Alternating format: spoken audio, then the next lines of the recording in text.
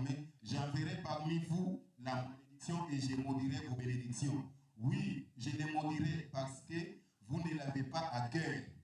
Voici, je détruirai vos semences et je vous jeterai des excréments au visage, les excréments des victimes que vous sacrifiez, et on vous emportera avec eux. Vous saurez alors que je vous ai adressé cet ordre, afin que mon alliance avec Lévi subsiste, Dieu l'Éternel des armées. Mon alliance avec lui était une alliance de vie et de paix. Ce que je lui accordais pour qu'il me craigne. Il a eu pour moi de la crainte. Il a tremblé devant mon nom. La loi de la vérité était dans sa bouche et l'iniquité ne s'est point trouvée sur ses lèvres.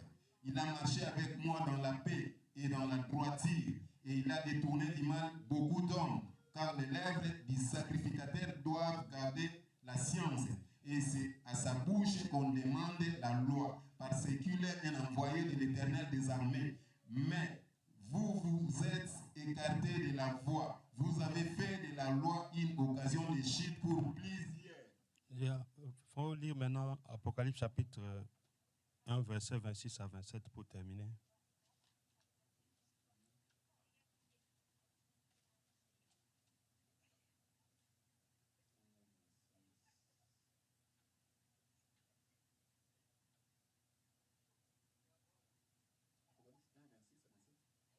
Un 26 à 27. 1, chapitre 2 plutôt.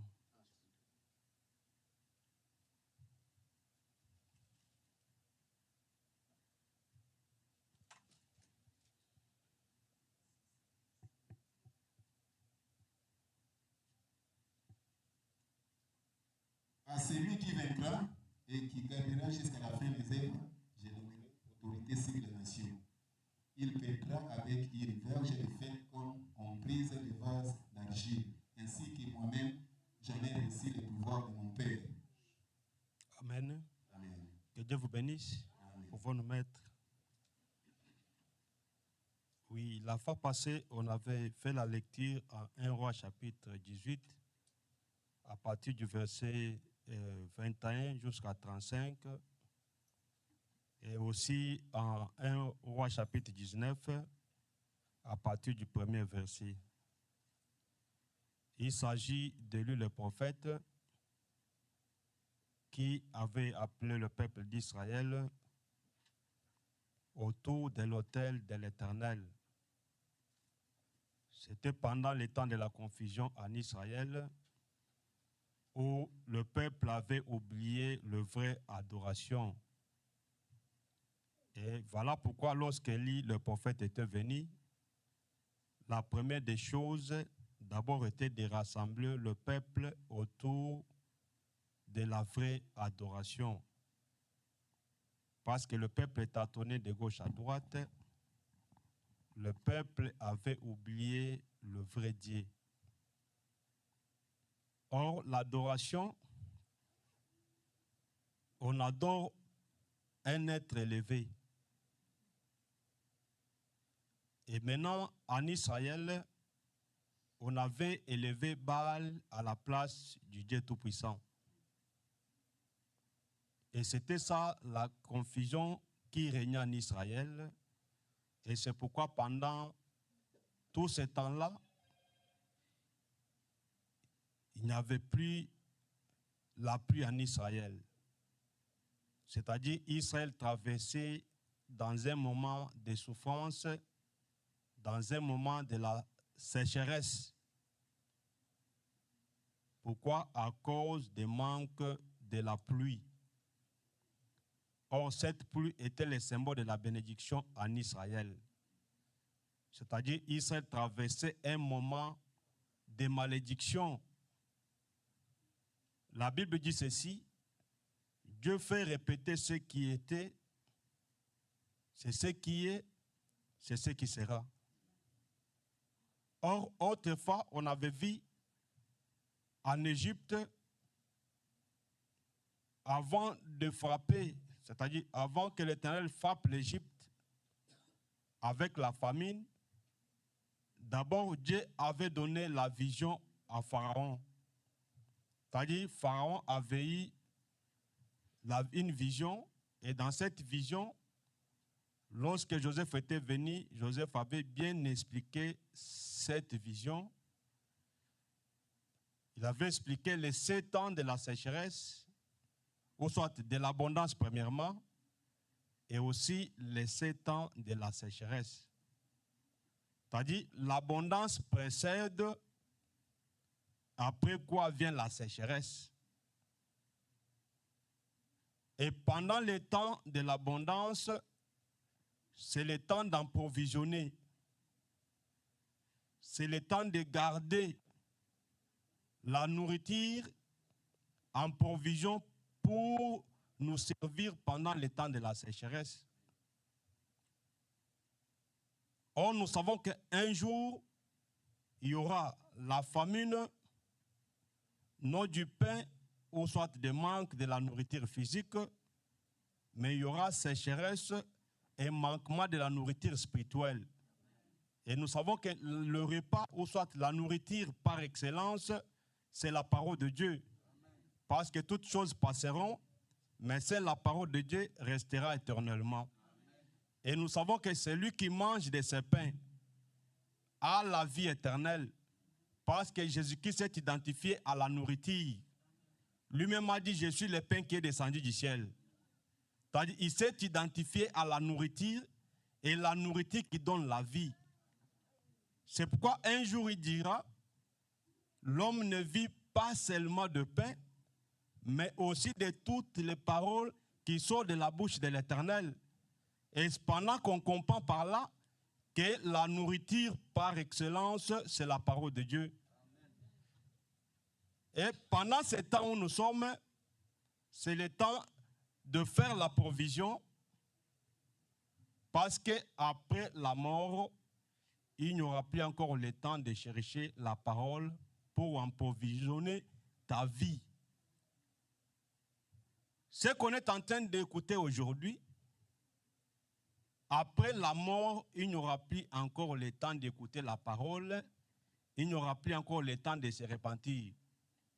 C'est pourquoi moi je suis toujours étonné, après la mort d'une personne, vous voyez les sangos se présenter avec leur soutane et tout ce qu'ils font là.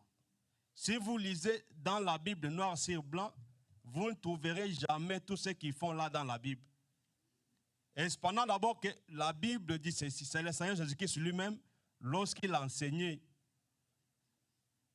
Jésus-Christ avait interdit à l'Église de faire toutes les pratiques que les gens là sont en train de faire dans leurs églises. Et pendant le culte, pendant la prière, un homme ne peut pas couvrir sa tête. Et vous verrez leur pape d'abord, c'est lui, le premier antichrist, avec son chapeau là. Et tous les sangos les portent. Et les gens les donnent le respect. Maintenant, après la mort d'une personne, ces gens-là se présentent pour faire de prières. Et souvent, ils disent que ton âme repose en paix. Il faut faire attention avec cette histoire. Et un enfant de Dieu qui attend l'enlèvement, pendant les temps de deuil, tu ne peux pas porter les vêtements noirs comme les autres les portent. Parce que tu ne sais pas l'explication de ces histoires-là, ça vient de l'enfer. Parce que nous, ce que nous devons faire, c'est tout ce qui est écrit dans la parole de Dieu. Si vous suivez les modèles des Philistins, les modèles des Égyptiens, les modèles des Amalécites, vous n'irez pas dans l'enlèvement. Parce que notre modèle à nous, c'est l'Éternel. Notre modèle à nous, c'est la parole de Dieu. Le temps de chercher la vie éternelle, c'est pendant le temps dont tu marches, le temps de choisir le vrai chemin. C'est pendant on est encore vivant. Mais après la mort, ce n'est que la parole de Dieu qui va nous accompagner. C'est-à-dire, l'ami fidèle, c'est la parole. même les femmes, même les hommes, les enfants, les amis, tous vont t'abandonner après la mort. Mais seul l'ami qui va t'accompagner jusqu'à la vie éternelle, c'est le Seigneur Jésus-Christ, c'est la parole de Dieu. C'est lui qui va te témoigner. C'est lui qui rendra témoignage de toi que celui-ci est mon fils. Parce que ce jour-là, c'est la parole qui avait confirmé le Seigneur. Après le baptême par Jean-Baptiste, il y a eu une voix forte qui l'avait confirmé que celui-ci est mon fils bien-aimé en qui j'ai mis toute mon affection. Et c'est cette parole qui va nous rendre aussi témoignage un jour après la mort de tout un chacun de nous. C'est pourquoi c'est le temps de se préparer, le temps où nous avons encore le souffle de vie.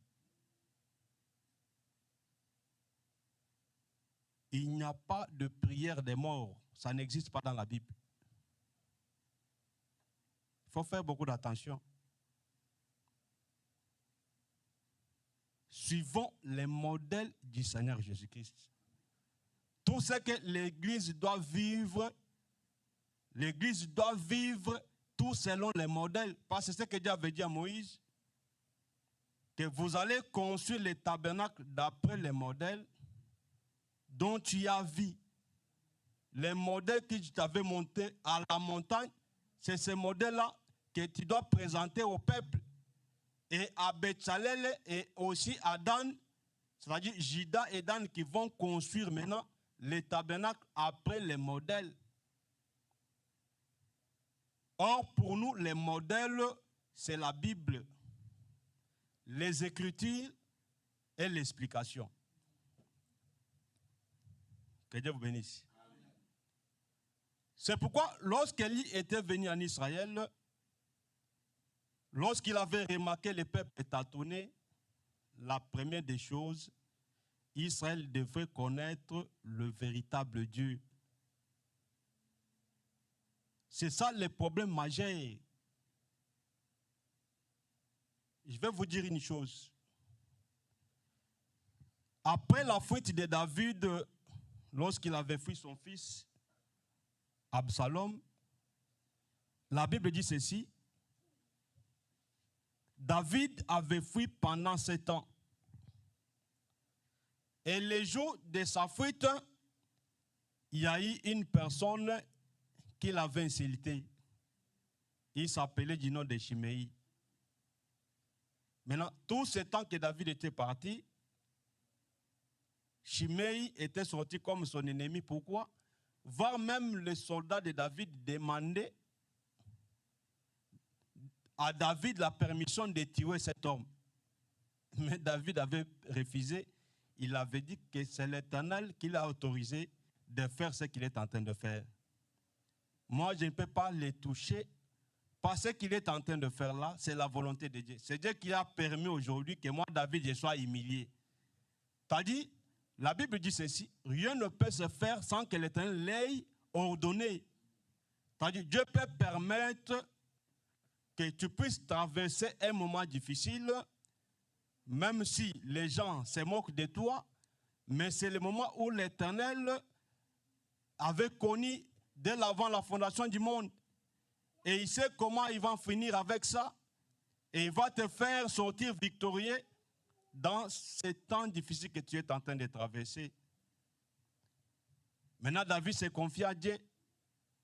Et pendant que Joab, son chef d'état-major, demandait seulement la permission de tuer cet homme. David avait refusé.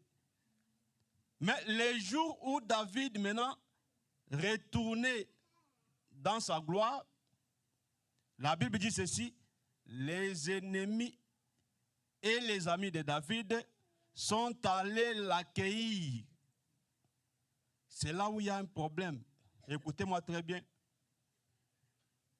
Aujourd'hui, si vous demandez à tout le monde pourquoi vous allez à l'église, ils vont te dire, nous allons nous préparer parce que le Seigneur viendra. Et en réalité, tout celui qui attend le Seigneur, ce n'est pas à dire seulement que ce n'est que des justes qui l'attendent. mais aussi ses ennemis disent aussi que nous attendons le Seigneur. Mais quel que soit Shimei l'avait attendu et David était venu, David avait fait un semblant pendant toute sa vie. David a pas qui était. Maintenant, les jours de sa mort, il avertit maintenant à Salomon, son fils, en disant, après moi, il faut tuer cet homme. Mais pourquoi pendant tout ce temps de la vie de David, il n'avait pas voulu tuer cet homme-là? Et Salomon aussi, à son tour, il donna les conditions à cet homme de ne pas quitter Jérusalem. En lui disant, les jours où tu quitteras Jérusalem, c'est alors que je vais te tuer. Mais si tu veux vivre longtemps, si tu veux vivre éternellement, restez seulement à Jérusalem. Par là, je vais vous dire ceci. Même à gauche, à droite, si quelqu'un vous dit que non, nous attendons l'enlèvement, votre église là, vous ne connaissez pas Dieu, ce n'est pas un problème. Parce que l'attente du Seigneur, c'est tout le monde qui l'attende. Maintenant, le problème à savoir, tu peux être Shimei, le Seigneur peut faire semblant de toi, comme il faisait semblant de Judas. Tous les jours, il marchait avec Judas. Et la Bible dit, c'est lui-même qui gardait l'argent. Les caissiers de Jésus, c'était Judas Iscariote. Mais Jésus-Christ, un jour, il dira que vous êtes tous sanctifiés à cause de ma parole, mais non pas tous, car l'un de vous est un démon. Et le jour de la prière sacerdotale, Jésus-Christ recommanda ses disciples dans les mains du Seigneur. Mais dans sa prière, Jésus-Christ avait dit quelque chose. Jésus-Christ avait connu que tous ses disciples ont été les enfants de Dieu, mais parmi eux, il y avait un fils de la perdition. Et le fils de la perdition, c'est Shimei, c'est Judas Iscariote. On peut tous dire que nous sommes des enfants de Dieu, mais il faut se demander, parce qu'un jour, lorsque Jésus-Christ avait dit que l'un de vous est un démon, c'est lui seulement, c'est Judas, lui seul qui avait demandé, Seigneur, c'est moi. Parce que la Bible dit ceci, l'Esprit de Dieu dit à notre esprit que nous sommes enfants de Dieu. C'est cet esprit-là qui sait convaincre à quelqu'un que je suis enfant de Dieu ou je ne suis pas enfant de Dieu. Que Dieu vous bénisse. Mais il a donné le pouvoir à tout celui qui croira en son nom de devenir enfant de Dieu. C'est-à-dire, seule condition qu'on avait donnée à Shimei était de rester à Jérusalem. C'est-à-dire, tel que tu es là, même si tu étais un pécheur, même si personne ne croyait que tu peux devenir enfant de Dieu, mais le salut est devant toi, avec condition, si tu restes à Jérusalem. Ne sortez pas de Jérusalem, mais si vous restez à Jérusalem, vous serez sauvés. Vous aurez la vie sauve. Souvenez-vous de David, le jour où Saoul voulait le tuer, la Bible dit ceci, sa femme Michal avait pris les téraphim, il avait placé sur le lit, et lorsque les hommes de Saoul sont arrivés, ils ont tué les téraphim en croyant que c'était David. Pourquoi? Parce qu'avant de le faire, Michal avait dit à David, si tu ne te sauves pas aujourd'hui, demain tu seras mort. C'est-à-dire, la vie c'est aujourd'hui. Si tu ne te sauves pas aujourd'hui, demain tu seras mort. C'est-à-dire, demain là, c'est après la mort. Demain là, c'est après l'enlèvement. Maintenant, aujourd'hui, c'est pendant le temps de la grâce. C'est le temps du salut. Parce que pendant ce temps ici, le sang de Jésus-Christ crie mieux que le sang d'Abel. Et pendant que le sang de Jésus-Christ est en train de crier, c'est l'année de grâce. Mais lorsque l'Église ira dans l'enlèvement, c'est fini avec la grâce. C'est le temps de profiter. C'est le temps de chercher le vrai Dieu. C'est le temps de chercher la vraie parole. C'est le temps de chercher la vraie Église. C'est le temps de chercher les bons ministres de Dieu qui prêchent la parole de la précision pour te préparer pour l'enlèvement. Parce que souvenez-vous ceci. Si Esther avait eu le mariage, ce n'était pas parce qu'Esther était belle. Parce que moi, je crois que parmi ces filles, les 7 là, il y avait peut-être d'autres qui étaient plus belles qu'Esther. Mais chaque femme avait son unique. C'est-à-dire, le mariage dépend de l'unique. L'unique qui donne des bons conseils. C'est-à-dire, ces conseils vont t'amener au mariage. Et ces conseils peuvent aussi te faire rater le mariage. C'est-à-dire, les conseils dont on parle ici, ce sont des enseignements, ce sont des prédications. Et les uniques, ce sont des prédicateurs.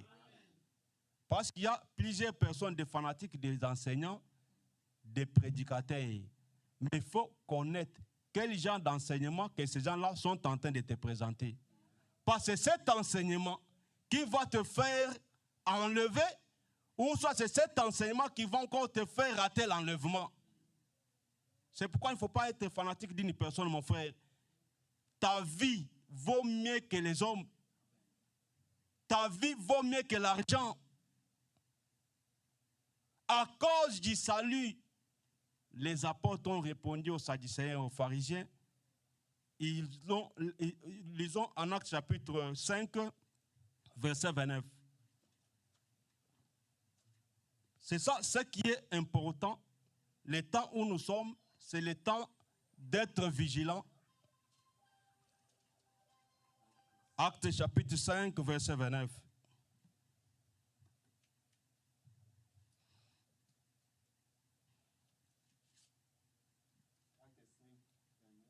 Ok. Amen. Pierre et les apôtres répondirent, Oui. il faut obéir à Dieu plutôt qu'aux hommes. Pourquoi? Parce que ces gens voulaient fermer les apôtres, leur bouche, pour ne plus encore parler du Seigneur Jésus-Christ. Maintenant, les apôtres n'ont pas eu peur de ces gens, mais ils ont vu d'abord la valeur de leur vie. Parce que si vous obéissez à une personne plus que Dieu, vous n'aurez pas de récompense chez l'homme, mais vous serez déceptionné. C'est pourquoi la Bible dit ceci, heureux l'homme qui se confie en l'Éternel. Parce que si vous vous confiez en l'Éternel, vous serez comme une plante, parce que nous sommes des arbres. C'est pourquoi un jour Jésus-Christ avait dit, si on me traite moi comme ça, moi qui suis un arbre vert, on me traite comme ça, mais à combien plus forte raison, vous les bois secs. C'est-à-dire, nous sommes des arbres, mais il faut être planté auprès des eaux. Et ces eaux, David aussi parle des eaux paisibles. Or, l'eau paisible, c'est une personne de la paix, dont on appelle le prince de la paix. Or, Jérusalem veut signifier la ville de paix. C'est-à-dire, Jérusalem, dont Salomon avait dit à Chiméi de rester, c'est Jérusalem. Cette Jérusalem, c'est une personne et c'est la personne de Jésus-Christ. Jésus-Christ, c'est toute une ville. C'est pourquoi en Israël, il y avait des villes de refuge. Si tu avais problème, si l'assassin te cherchait, il faut fuir vers une ville de refuge. Et c'est là où il y avait la protection. Et nous, notre protection est en Christ. Si vous sortez en Christ, hors le Seigneur Jésus-Christ, il n'y a pas la protection. Mais la vraie protection est dans le Seigneur Jésus-Christ. Mais ce que Bimi Libanda Yesu, c'est la mort, c'est la perdition, c'est la déception, c'est la souffrance. Mais en Christ, c'est pourquoi moi j'ai toujours cette confiance. Et la COVID-19 va passer. Mais tout enfant de Dieu qui a confiance en Dieu, même pas les mangouélés, je parle en lingala, même pas les mangouélés, mais nous aurons la vie. Parce que notre vie ne dépend pas de ces choses. Notre vie ne dépend pas des hommes, mais notre vie dépend du Seigneur Jésus-Christ. Et j'ai confiance en lui, mon frère. Moi, je n'ai pas peur de ces gens, de ces histoires, parce que je sais le temps où nous sommes en train de traverser. Dans la prophétie, tout ce qu'on est en train de vivre, ce sont des réalités. Mais néanmoins, tant que l'Église est encore sur la terre, tant que le Saint-Esprit est là, l'Église sera protégée. Que Dieu vous bénisse. Amen. Parce que Jésus-Christ, lorsqu'il avait dit, tu es pierre, et sur ces rochers, ou sur ces rocs, je bâtirai mon église. Les portes du séjour des morts ne prévaudront point contre elle. C'est-à-dire, l'église est protégée. Le Seigneur Jésus-Christ veille sur l'église. Les enfants de Dieu sont protégés. Et notre présence fait aussi la protection du monde. Mais les jours où nous irons, il y aura des événements compliqués. Ce qui va tozo bangana nu corona metango ba sinya likolo ko banda. Nanya ko lala na ndako. Nanya ko bima parce que avant l'enlèvement sinya suke ko zande ba manifestation ba sinya likolo. Et ko tala somo. Somo ne la moki bo moni moto eloko mo bo compliqué likolo ba sinya wana no salamité. Mais tout ça, ça va se réaliser avant le départ de l'église. Mais quel que soit que ça la paix, et qu'aussi sa mobilité parce que l'église est kozalana. Mais kozalande parmi les signes, il y a souka, il y a tant enlèvement.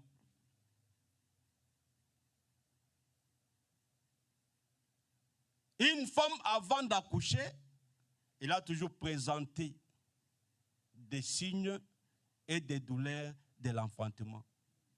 Cette femme, c'est l'église. Avant d'être enlevée, il y aura des signes. Monde de Koningana. Avant notre départ.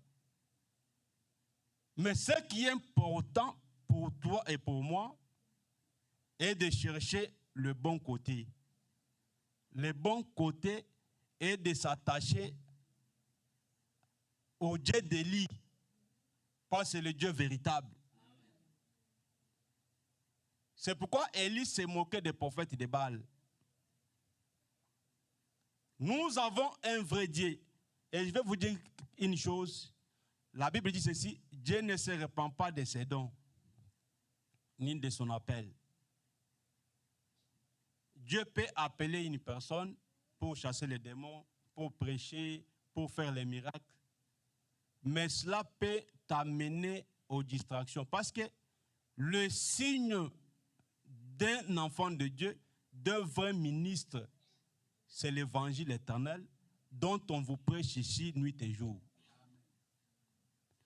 Si on ne vous donne pas une parole claire, l'évangile du salut, mais seulement des signes et des miracles, là vous ne serez pas sauvés. Parce que moi souvent je dis ceci, la prière est utile tant que nous sommes encore aussi sur la terre. c'est la prière qui est avec nous, qui nous accompagne pendant les jours de la chair. Mais après les jours de la chair, maintenant c'est la parole qui va nous accompagner. Il n'y a que deux choses qui sanctifient, la parole et la prière. Mais celle qui est importante plus que l'autre, c'est la parole de Dieu. Parce que la prière,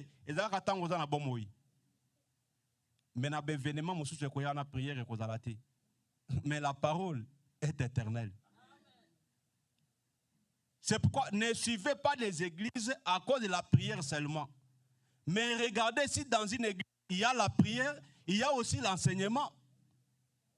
Parce que David, pour vaincre Goliath, David n'avait pas pris seulement la lance. Parce que la lance est le symbole de la force, de la prière. Mais la pierre, c'est la parole de Dieu. Pour vaincre l'ennemi, il faut avoir la parole et la prière. C'est ça la force d'un enfant de Dieu. C'est pourquoi vous verrez que Samson, pour ne pas il Philistin, il fallait que Simba maboko nemi balé à quoi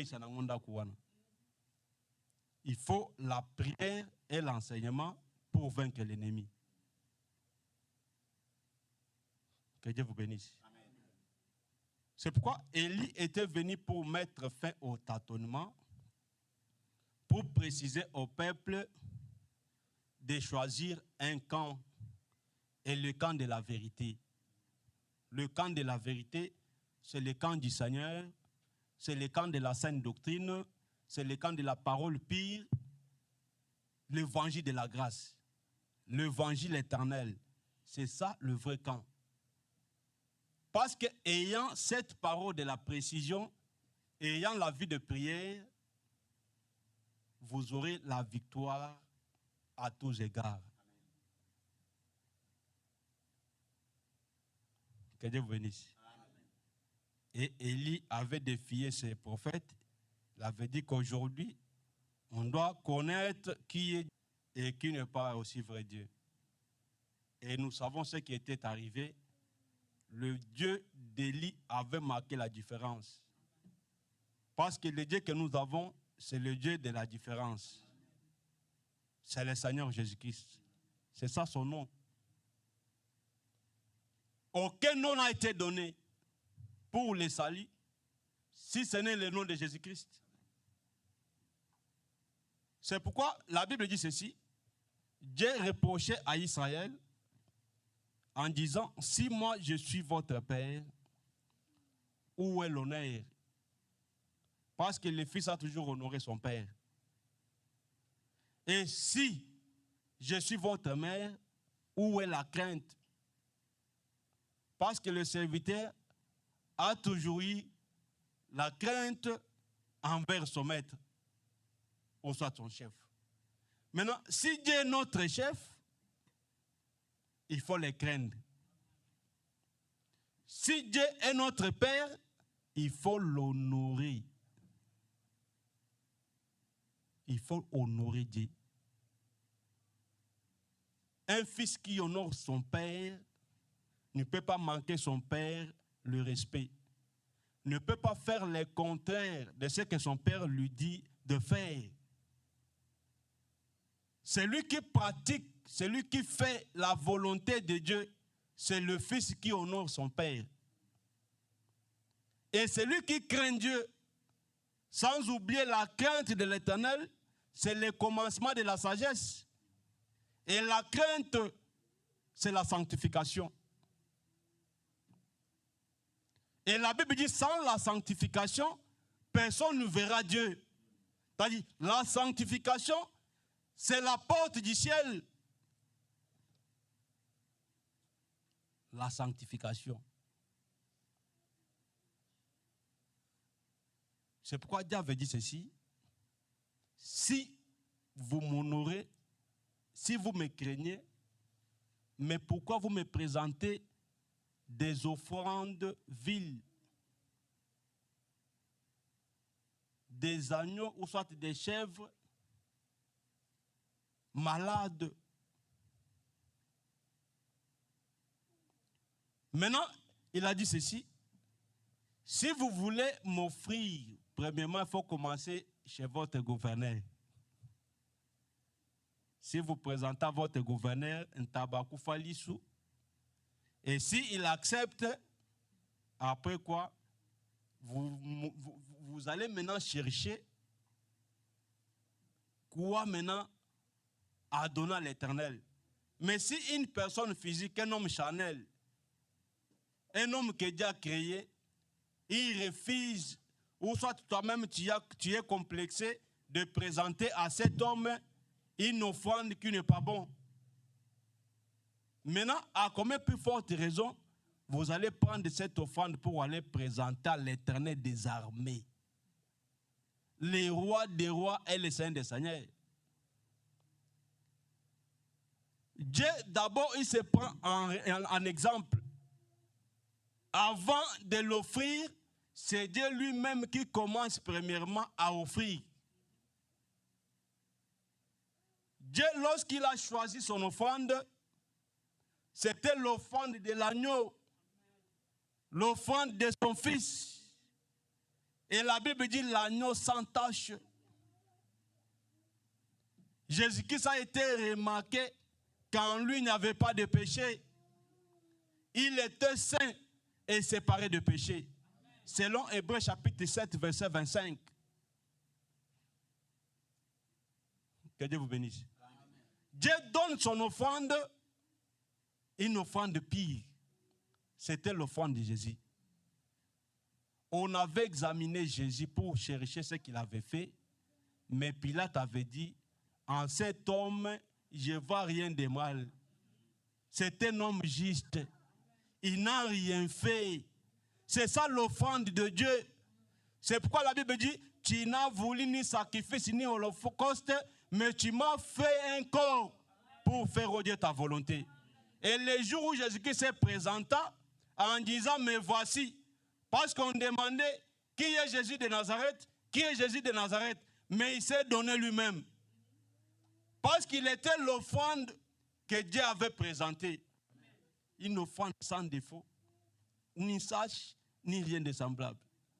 Et maintenant, Romains chapitre 12, verset 1, la Bible dit ceci. Offrez vos corps comme sacrifice agréable à Dieu. C'est-à-dire, nous aussi, nos corps ici sont des sacrifices et nous devons offrir nos corps à Dieu comme des sacrifices agréables. Or, sacrifice agréable, c'est le sacrifice qui est pire, sans défaut. C'est ça la vie d'un enfant de Dieu. Pour être enlevé, il faut comme on a un niveau qu'on a la sacrifice sans défaut. Mbébé zalanakati na yote. Or, le péché, c'est ça, c'est qu'on parle. Le défaut là, c'est le péché. Nous sommes appelés à être saints, comme lui-même est saint. Soyons aussi saints. Parce que sans la sainteté, personne ne le verra. Que Dieu vous bénisse. Amen. Notre objectif, c'est ça, l'objectif de l'évangile. L'objectif de l'évangile, ce n'est pas pour donner de l'argent, ce n'est pas pour que les gens aient des véhicules, des millions de dollars, que les gens achètent des maisons. Pas toutes ces choses, un jour nous allons les abandonner, nous allons laisser toutes ces histoires. Mais la chose très importante, c'est la parole. Aucune maison peut t'accompagner dans la tombe.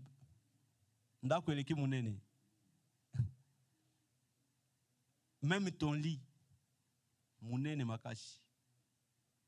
c'est que mais c'est la parole de Dieu qui va nous accompagner jusque dans l'éternité. C'est ça, la vie d'un enfant de Dieu. Lorsqu'on écoute la parole, d'abord, cette parole doit nous sauver. Si nous sommes sauvés, c'est pourquoi je vous avais dit qu'avant d'être baptisé de l'eau, c'est-à-dire dans l'eau, soit le baptême physique d'émergence, mais d'abord, il faut commencer d'abord le baptême spirituel. Parce que la Bible dit ceci, tout Israël, tous les peuples d'Israël qui étaient sortis de l'Égypte, tous les vieillards, personne n'avait entré en Canaan. Mais ce n'est que des enfants nés dans le désert. Ce sont ces enfants-là qui ont eu part et accès d'entrer en Canaan. En cas d'exception, Caleb et Josué, mais tout ce n'est que des jeunes qui ont eu accès d'entrer dans la terre promise. Par là, je vais dire ceci. Le Seigneur Jésus-Christ avait dit ceci. Le royaume des cieux est pour les enfants. C'est là où les gens ont oublié, ils appellent les bébés que ce sont les anges. Nulle part dans la Bible on appelle un enfant un ange. C'est du mensonge. Tous les enfants nés par des païens. Si l'enlèvement prend lieu aujourd'hui, ces enfants aussi iront dans l'enfer. La foi d'un enfant est liée à la foi de ses parents. C'est ce que Paul dit à 1 Corinthiens chapitre 7. Les saluts des enfants sont liés à leurs parents. Lorsqu'un parent croit à la véritable parole, si le parent est sauvé, et ses enfants aussi sont sauvés. Au moins, lorsque l'enfant a atteint l'âge de la maturité, c'est ce que le parent de l'aveugle ont dit au Seigneur. Et à ce qu'il lui demandait, les pharisiens, après le miracle que Jésus-Christ avait opéré dans la vie de cette personne, lorsqu'on avait commencé à juger, cet homme était aveugle, mais comment il est devenu, comment il est guéri, qui a fait cela? Mais comme ses parents craignaient d'être chassés dans la synagogue, ils ont répondu aux scribes et aux pharisiens qu'il a l'âge, lui-même doit répondre. C'est-à-dire, lorsque l'enfant atteint l'âge de la maturité, c'est à lui seul la décision. Mais lorsque les enfants sont encore petits, leur foi est liée aux parents. Ces parents ont directement li fait. Mais si le parent a crié à la vraie parole, si le parent a crié au Seigneur Jésus-Christ, les enfants aussi sont sauvés. Toute église qui prêche le nom de Jésus, ce n'est pas dire que le Seigneur est là. Parce qu'il dira que plusieurs apparaîtront ces jours-là en disant, Seigneur, on avait prêché en ton nom, on avait fait de miracles en ton nom, mais il leur dira, sautez, car je ne vous ai jamais connu. Parce que Dieu connaît que les gens qui amènent les gens à la perfection, qui présentent le salut avant de présenter le physique. Parce que vous savez, ce matin ici, beaucoup de gens sont réunis seulement pour présenter l'évangile de prospérité, l'évangile de la bénédiction. Mais nous savons que la bénédiction par excellence, si nous avons Jésus-Christ, nous avons toutes choses. Christ en nous, c'est l'espérance de gloire. Tout ce que vous cherchez, c'est tout en Jésus. Si vous avez Jésus, vous avez tout. C'est lui l'auteur de la création. C'est lui le Père éternel. C'est lui le Dieu tout-puissant. Si vous l'avez, Jésus qui va créer. Et le qu'on se conseille à la minute à péché. Et je m'étonne, il y a d'autres églises, des grandes églises. Depuis qu'on connaît ces églises, chaque jour, les renseignements que c'est la prospérité. Les démons, c'est ainsi, c'est tous les jours. Mais ils n'ont jamais présenté l'évangile du changement dans la vie des enfants de Dieu. Mais cependant que tout ce qu'ils présentent là, un jour prendra fin. Mais maintenant, la vie de ces gens-là, soyons préparés, car nous ne savons ni l'heure, ni les jours où le Seigneur viendra. Même les jours de la mort, si on te demande les jours de ta naissance, même tes enfants les connaissent. Maintenant, les jours de la mort, personne ne les connaît. C'est pourquoi, soyons prêts. Attachons-nous à la vérité, soyons à côté de Christ, nuit et jour, à côté de la pire parole, car c'est le seul ami fidèle que nous avons. Vraiment, que Dieu vous bénisse. Ce n'est pas le temps de tâtonnement de gauche à droite, c'est le temps de la précision. C'est pourquoi Jésus-Christ avait dit, l'heure vient, et elle est déjà venue, d'où les vrais adorateurs adoreront le Père en esprit et en vérité. Pour terminer, Jésus-Christ avait dit ceci, je suis le chemin, la vérité et la vie. Mais pourquoi il n'avait pas commencé que je suis la vie, le chemin et la vérité? Mais il a commencé d'abord à dire que je suis le chemin, car la porte où sort le chemin du salut, c'est lui-même le Seigneur Jésus-Christ. Si vous l'acceptez comme votre chemin, c'est lui qui va vous amener vers la vie éternelle. Amen. Dès que vous acceptez Jésus comme votre chemin, c'est alors que vous aurez la vérité. Et lorsque vous aurez la vérité, et cette vérité vous amènera à la vie éternelle. C'est pourquoi il avait commencé à dire que je suis le chemin. C'est moi qui va t'amener dans la véritable parole. Et si tu crois la véritable parole, si tu crois le vrai Dieu, si tu crois la vraie église, si je te montre aussi le vrai ministre, c'est-à-dire la vérité, c'est ça. Après quoi, tu auras la vie éternelle. Amen. Vraiment que Dieu vous bénisse. Amen. Il est 12h juste, je m'arrête là-bas. Nous allons prier. Vraiment que Dieu vous bénisse. Quand pour le respect, j'étais venu en retard. Je ne vais pas dépasser le temps parce que je suis arrivé en retard. Je dois aussi respecter aussi quand même pour être un modèle aussi. Ça va, nous allons nous tenir debout pour prier. Et chacun prie pour sa vie et tu demandes à l'Éternel de t'aider pendant ces temps difficiles que le monde est en train de traverser. L'Éternel doit te garder dans sa vérité, dans la vraie parole. Et c'est lui qui doit t'aider à te donner la capacité, comme il est écrit, notre capacité ne vient pas de nous-mêmes, mais notre capacité vient de Dieu. Prions au nom du Seigneur Jésus-Christ. Seigneur Jésus, natiki liboto na boko na yo. Natinete Seigneur Jésus, ou accompagner biso na bango Seigneur Jésus-Christ vers la perfection, car nous attendons les jours de ton avenir. Avant les jours de ton avenir, nous sommes obligés d'être préparés, car nous t'attendons nuit et jour, comme tu nous as promis, que là où tu seras, c'est là où nous serons aussi. Comme tu es allé préparer cette place pour nous, nous te demandons le Saint-Esprit.